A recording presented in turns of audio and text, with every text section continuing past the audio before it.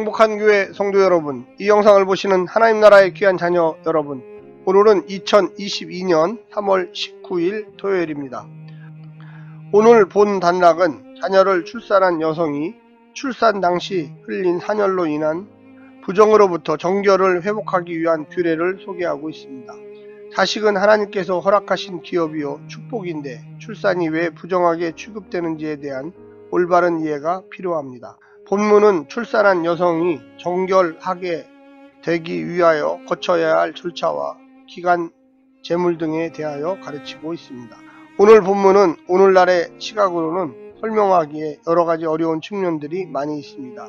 아이를 출산하는 것이 왜 부정으로 연결되는지, 남자아이와 여자아이의 경우 왜 다른 절차와 기간을 명령하는지에 대해서 오늘날의 시각으로 대답하기가 곤란합니다. 다만 출산 과정에서 필연적으로 동반하게 되는 피해 유출과 관련된 규정입니다.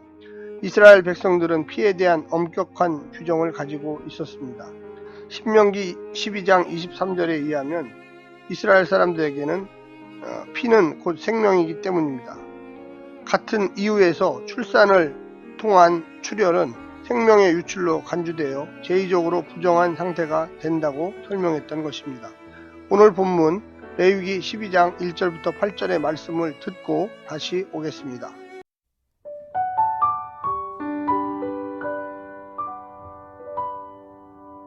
레위기 12장. 여호와께서 모세에게 말씀하여 이르시되 이스라엘 자손에게 말하여 이르라.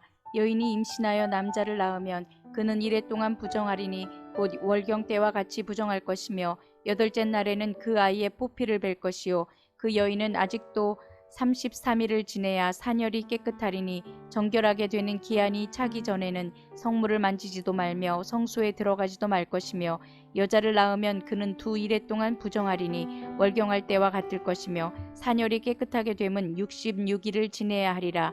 아들이나 딸이나 정결하게 되는 기한이 차면 그 여인은 번제를 위하여 1년 된 어린 양을 가져가고 속죄제를 위하여 집비둘기 새끼나 산비둘기를 회막문 제사장에게로 가져갈 것이요 제사장은 그것을 여호와 앞에 드려서 그 여인을 위하여 속죄할지니 그리하면 산혈이 깨끗하리라. 이는 아들이나 딸을 생산한 여인에게 대한 규례니라. 그 여인이 어린 양을 바치기에 힘이 미치지 못하면 산비둘기 2마리나 집비둘기 새끼 2마리를 가져다가 하나는 번제물로 하나는 속죄제물로 삼을 것이요 제사장은 그를 위하여 속죄할지니 그가 정결하리라.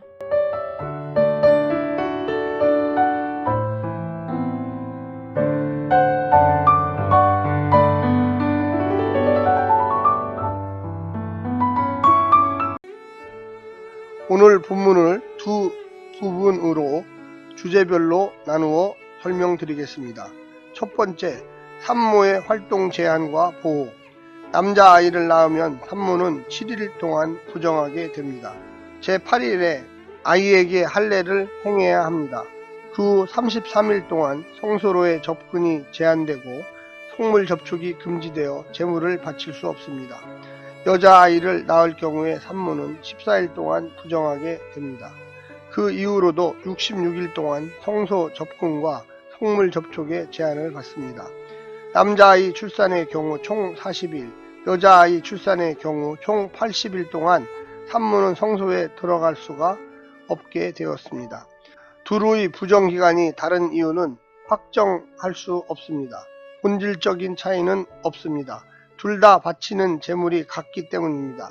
성소에만 갈 수 없을 뿐 다른 일은 다 똑같습니다.